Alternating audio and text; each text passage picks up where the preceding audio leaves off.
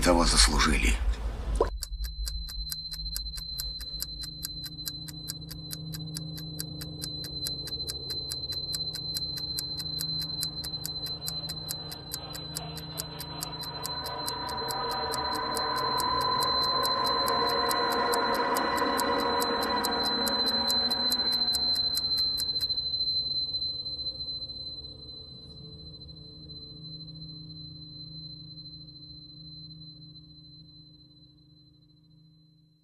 Hello, comrade. Welcome to Movie Humpers. My name is Bob Sham. I'm Angela. The sounds here may be dogs, and the sound of sadness, war, destruction, horror all week. It's World War II week, and we're trying to get it out of some different angles. Talked about Dirty Dozen yesterday. Fun-ass movie. We like it. This movie, also really fun. I will scroll through TikToks. I'm often a lurker on our social medias, as they call it, where you're constantly looking but not interacting too much. And on TikTok, I noticed that because it is trying to hit my movie fanatic algorithm, I will get these guys that have their setups and their DVD displays. But these guys are always like horror guys, right? And someone on the feed on the chat will be like, do you have Halloween H2O? And then guy will be like, I got it, bro. And he'll walk over with the camera and I got it on Steelbook or whatever the fuck, right? And so I'm going to start going on there whenever I come across those TikToks. If they don't have Come and See in their horror movie, if you're a horror head and you don't have Come and See in your fucking horror movie collection, you ain't shit. You got the Steelbook of Black Phone, but you don't have Come and See. Look, I love horror movies, but I'm not like a horror head. I'm a general movie guy, but sometimes these horror guys. I love horror movies. Some of these horror guys, it's just like, yeah. Y'all know what good movies are, right? They're fun. I guess that's what being a horror fan's all about, really. Though. This movie is... But do you have Come and See? This movie is truly horrific, and it also has just enough of otherworldly twist in a few of these moments that really makes you so uncomfortable. It's kind of surreal, but in these subtle ways, in just the ways enough that are where you're like, this is wrong. The most crawling under your fucking skin way. Yes, it's uncomfortable as it should be because this is a terrible situation. Come and See from 1985, directed by Elim Klimov, written by Ales Adamovich and Elim Klimov, starring Alexei Kravchenko, Olga Mironova, Tatiana Shestakova. That's who plays his mother. Cinematography by Alexei Rodionov. Movie's pretty good. I prefer the porn parody Come and Pee, which the exact same reactions, but what he's looking at is completely different. My God. Come and See from 1985. This is a Soviet-era film filmed in Belarus. This is supposed to represent things that actually happened in Belarusia during World War II. And, I mean, the Soviet front in World War II, so many bodies were sacrificed there. I mean, you really can't undersell how much the Soviets sacrificed to keep the Germans in as hard a place as they could. At the end of the movie, there's a card that says over 600, I can't remember the exact number, but over 600 villages were destroyed and everyone in them. Apparently, in Belarus. We got the criterion of this. There's a documentary talking about that specific thing on the extras, which I haven't seen yet, but I'm interested. A lot of movies come out of America, but, you know, if you go back to the Hays Code, there is restrictions, or at least some kind of governing body that was restricting how they would make movies and what they could present. And the Soviet Union, they had their own rules as well. This movie was actually made in the 70s. They held it in review for 7 years. But what was strange is that when they finally handed the film back to Klimov and it was ready for global release, they changed nothing. I think what the Soviet system wanted the most out of the movies is probably not too different than what Americans wanted out of war movies. Not anything hyper-realistic, but things that were patriotic, very much gung-ho for the country, the system, or whatnot. And this movie, I think there is a little bit of patriotism in pushing back on the Nazi forces, but it's not like over the top. But when they handed this back, they only changed one thing: the title of the movie. The original title of the movie was called Kill Hitler. Oh. Which does sound cooler than Come and See. But we got this pretty intense, memorable movie that will, once you see it, will stay inside you probably for the rest of your life. Absolutely it will. This was hard to watch, but truly, it is art. Beautifully shot. Beautifully shot. It is so well acted. This kid, unbelievable. At one point near the end, you actually said to me, "This is a kid." Because I had forgotten even. He's so mature in his, ability. Not only, Angela, was he a kid, but apparently he wasn't a formally trained actor. When Klimov picked this kid, I mean, this is a testament to how good Klimov directed this movie. The whole of this movie rests on how this kid is reacting. We're seeing how he's becoming traumatized. From the beginning of the movie, he's anxious to join his partisan countrymen and fight some Nazis, but it's almost like this game. Yeah. And they're going around, they're digging up graves to look for guns, and they're being warned by their village elders, you're going to bring a curse to all of this by digging up these bodies to get guns. Знов копаете? Ну, копайте. Щенки собачьи, недоноски смердючие. Поховались? Теперь не сховаете. Painful to watch him go through these things. To go from excited child, you literally see him as an excited child at the beginning. They're seen by a plane digging up this gun. He digs up a gun. And the next day, the militiamen come to take him. But they're dressed like Nazis, right? It's weird. They seem to be dressed like Nazis. I think it's propaganda because they say they go to his house, but they have to wait until they can get a crowd outside before they take him. And they actually beat him up. Before they go out the door, the man says, "Take a breath." Все, пошли. За что вы его добираете? А ну, милый, вдохни. Throws him into this cart, but in the cart, the kid's smiling. He's so excited because it's a game to him. He wants to be part of it. They're just hauling him off to join the partisans, their fellow countrymen. That was a little confusing to me for a moment, but it makes sense once you kind of get a little further through. The mother knew because she kept saying to him, "You don't join. I don't want you to."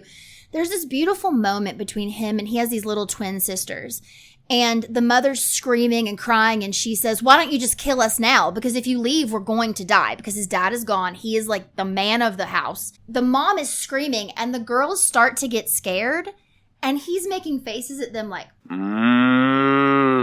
very human moment. Often especially throughout Eastern Europe, when the Nazis would go through these countries, and it was pretty bad in the Ukraine in particular, that the Nazis would find people that were willing to kill huge swaths of their own population. The Nazis would definitely do a lot of it themselves, but if they could get the countrymen of the countries that they're invading to kill their own people, that's even better. And certain countries were a little more enthusiastic. One of the first things we see when he's in the militia is they take this big photo of them all in the woods where they're hiding out. And the guy who's setting up the camera, right before he runs to get in the photo, he takes off his fake Hitler stash. Yeah. Because that was part of his Nazi disguise. They also make this scarecrow in which they build a face with clay around a skull that probably belonged to a Nazi.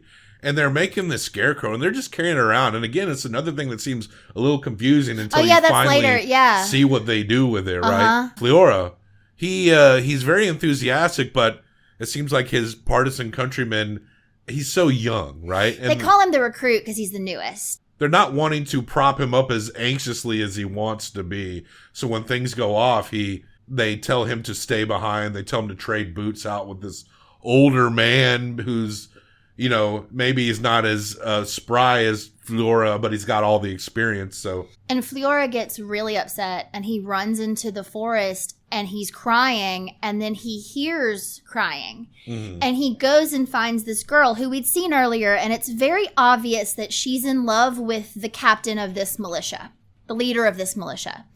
And she's crying and distraught, and she's a young, beautiful woman. They develop quickly this trust in each other and this friendship, and she tells him at some point within that conversation, they're crying and then they're laughing, and she says, all I really want to do is fall in love and have babies. And I love this part where clever, because this part where they're wandering around the woods and kind of playing a little, it may be one of the only real, what you would think is like a real kind of sweet, youthful moment between them. Yes. Because they're pretty much going to be growing up very fast after this scene. And the prancing in the woods, it kind of reminded me of Badlands, that scene where, but of course they're not psychopaths and come and see, but they're just young kids, like their last moment to be a young child. But the audio editing here is unreal because they're putting in these like layered sounds of like animals, wildlife, birds, shit like that. Even though they're having a good time, it's like this undercurrent of sound is to constantly remind you that there is a greater problem, a greater evil presence that is inhabiting this country.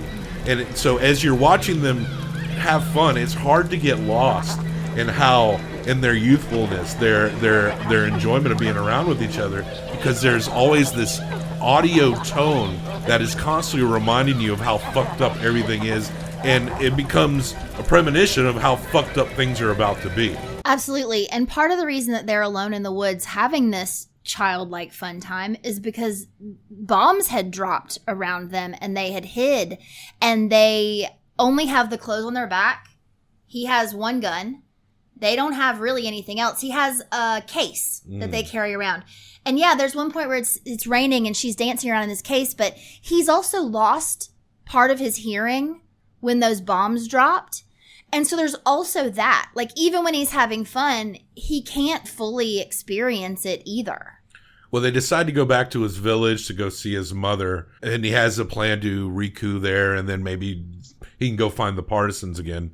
But he goes in, and his cabin, or his little shack or house, is empty, and he sees like these dolls laid out on the floor. And this is another creepy thing they do with the audio. The sound editing here in this movie is like amazing. Yeah. When we're seeing the dolls on the floor, and he's coming to this as a realization that something is wrong, but he's not admitting it out loud, right? But he sees the dolls on the floor, and you hear the sound of a kitten, but you don't see a kitten. You never do, but you hear it, and it's to represent kind of the youthfulness, what is lost here. And now the idea of a sound of a kitten it can be a beautiful thing because you associate like, oh, a baby kitten. Kittens are cute, baby animals. But how disturbing is hearing a kitten and never finding it? That is extremely disturbing. And just that the instinct that would be like such a fucked up thing. A sound that most anyone would hear objectively as something innocent is actually something that is just completely warped when you can't find the visual you want to associate with that. They're walking away, and he's like, I think I know where they are or where they went to another village. And the shot is, I mean, it's brutal, but the shot is amazing, where he's with Glasha, that's the girl's name, and you don't see what's happened to the town until they run like right by this house. He doesn't look back, but she turns around, a pile of bodies like propped against this building. And he doesn't see it. You know he knows, but he doesn't see it. So she chooses not to tell him because she knows he will not be able to handle it. And they go out, and they're going into like bogs for what? Like, it's this weird coping thing, but Yeah. she's just shaking him like they're dead. They're all dead. Their whole village knows about, you go through this bog and then you're on this island. His family is dead and a lot of these villagers are dead, but there are people on that island who know him, and they find those people. But he gets so mad at her. He's so conflicted, and he's such a young boy, and he doesn't know how to handle his feelings. And she, like you said, she's shaking him and saying they're all dead. And then he shoves her back in the bog. And then as soon as she falls, he tries to save her. He doesn't know. He's reacting. She's the only person he has left. But then another man comes and takes them to where all these other villagers are. And this old man at the beginning, who was their village elder, who warned them, he is burnt to a fucking crisp. And he looks right at Flora and he's like,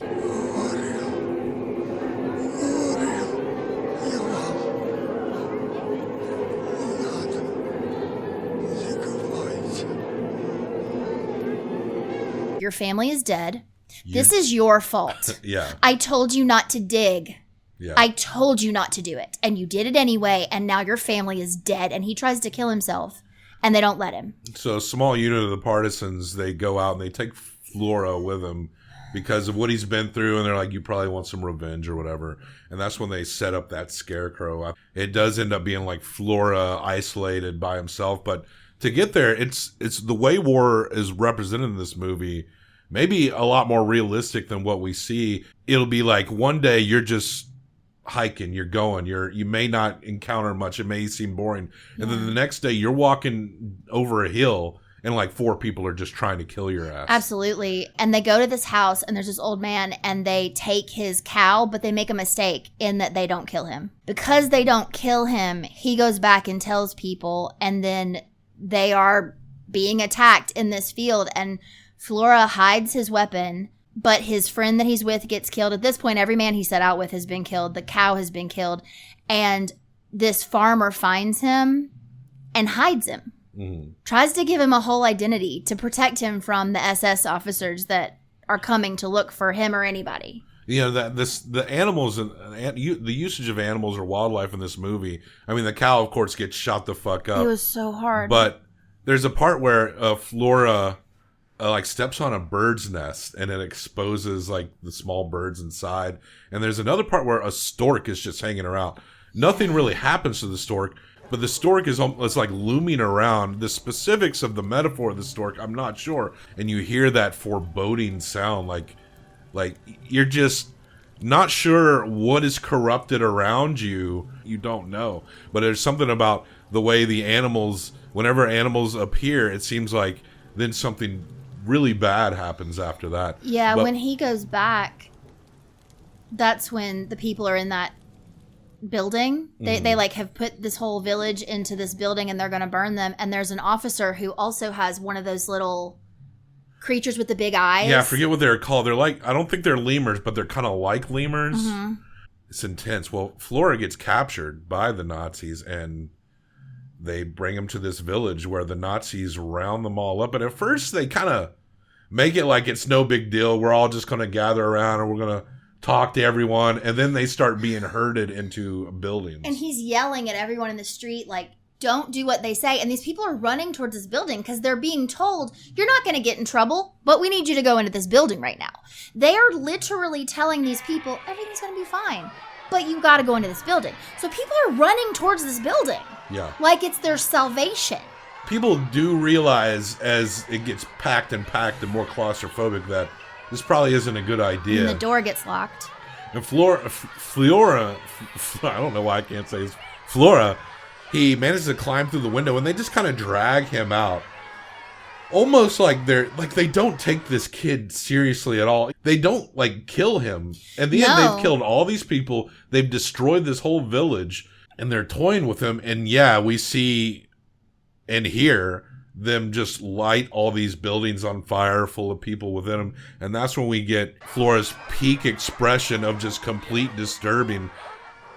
And, you know, this movie is rough and you do see some hard images, but in terms of super hardcore imagery, this movie could have gone way harder. But the fact that the horror is measured through how people are looking at it, how Flora is looking at it, and how he wears it on his face. This is one of the greatest child acting performances you will ever see. And it's conveyed so well in that you feel the horror through his emotions, through his character. And that's disturbing enough. You don't need to see people burning alive, you know? It's just as horrible to see Flora look with that expression. They take this fucking photo of all these Nazi officers, and they've got Flora, and they're holding a pistol to his head, and they take a picture, and they just toss him aside. Like, they don't even care about him. There's one point where there's this, like, Nazi woman wearing the officer's hat, probably of the guy she's fucking. She's just sitting in a truck, sucking on a lobster claw, right? Yeah. And the men are drinking and being rowdy, and the other person they take out of the building is a woman that they rape, acting like they can do anything. It doesn't matter. They literally can and did. I know. And so, but it cuts to a scene where Flora's just kind of off to his own devices. He's just watched hundreds of people be murdered. But as he's walking along, he finds that the partisans had sabotaged that caravan. We see the woman who was eating lobster just dead, hanging out of the fucking car. That's an interesting imagery there. Just that woman, she's so, the look of her was just so distinct. And it was just such an interesting thing to momentarily focus on, because it kind of made her image so much more unforgettable. And then you see her dead, but you don't feel bad that any of these fucking Nazi pieces of shit are fucking dead. The partisans managed to sabotage, so some of those officers did die and some got captured. And that's when we have a makeshift trial where some of the survivors of the surrounding villages are surrounding all these officers. And do you want to tell this part? Yeah, and Cossack is there, who was the head of the militia. He somehow has made it back as well. Flora walks up there to this space, and there's all these men, and some of them are Nazis, and some of them seem to be some of these more local people who have joined up and are doing their bidding. And so different ones of them are trying to argue their cases. This one guy who was being really terrible tries to be like, they made me do it. I didn't mean to do it. I'm on your side. I'm one of yours. They're all like, we're not Germans. We're not Germans. And they're probably not. They're probably their own countrymen, but some of them are, and one of them is the guy who was in charge and had that little animal on his shoulder in that car, and that's why Flora knows it was him. And the man next to him is this guy who, when Flora and the woman got out of that building, it's because he made this announcement that said, you can come out if you leave the children. And the comment was made that the trouble starts with the children. Flora just screams, and he's like, stop it. That is the man that said to leave the children. And then he admits it. Ich hab so gesagt, weil alles seinen Ursprung in Kindern hat. Я так сказал, потому что с детей начинается все. Ihr dürft nicht existieren. Вас не должно быть. Nicht jedes Volk hat das Recht auf Zukunft. Не все народы имеют право на будущее. He basically is like, yeah, I did, because they need to die. Self-righteous about it. And they started pouring gasoline on these men, and they're all begging not to die. And then before they can even light the fire, a lady walks up, just guns them. They just start shooting. Yeah. And they all are dead. And the partisans leave, and Flora's kind of standing there for a second. And he found his gun when he was walking on the way back, and he goes over, and there's this mud puddle, and there's this picture of Hitler. It's like a propaganda poster from the Nazis. And he's so mad, and he doesn't know what to do with all this rage, right? And he starts just shooting this photo, and every time he shoots it, you see these images of Hitler's life in reverse. So he's getting younger and younger and going through like all the terrible things that he did, right? But then Flora keeps shooting and crying and screaming, and then it gets all the way down to Hitler as a baby. And Flora stops. Kind of gathers himself and goes and joins his group, because that was the first time he shot his weapon in the whole movie. Yeah, so that was the first time. It was like he was trying to shoot back history, trying to erase all the horrors here. And in a way, like, that's the moment that feels more like an anti-war film. Just this idea, resentful of having to push back and risk your lives and lose your family over these inhumane pieces of shit that are just going to waltz into your country and do whatever they want to do. And you can't help but think of, that thing that people always say, like, if you had a time machine, you go back and you kill Hitler as a baby, right? Like, people have said that forever. This boy who has literally lost everything and has seen so many people die, he gets to the point where he's looking at this baby. Yeah. And there is still something in him that says, that's a baby, though. Yeah. There's still some part of him. That's the human part that has not been squashed yet. There's this moment where he realizes, like, I can still go join my people. I'm still alive. And yeah, that's all he can do. And we watch him walk off with the partisans. Like I said, horror heads, if this one's not in your collection, I hate to gatekeep a community that, but yeah, come and see. It is quite an affecting film. Probably one of the best anti-war movies you will ever see. Yeah. It's amazing. amazing. And a powerful testament to how film can use certain methods into making you feel certain ways. This is definitely one you want to recommend for people who aspire to be filmmakers, like the power of what you can do, because, you know, of course they have some countries help. Belarus, the Soviet film studios, they helped to fund this, of course, so they had all of this cool gear they could use for this stuff, but it doesn't look like a movie that is necessarily extremely expensive or anything like that. It's such a smart movie, the way it's put together and the way it's framed. No complaints. It's so good. So 1 through 5 each combined for best out of 10. So this movie's an S tier? Yeah. It was a 5. It's a 5. Our new S tier. A new S tier. Elem Klimov's Come and See from 1985. Rests between an American classic, Citizen Kane by Orson Welles, and one of my favorite neo-noirs, Double Indemnity by Billy Wilder. What a great trio of movies that is.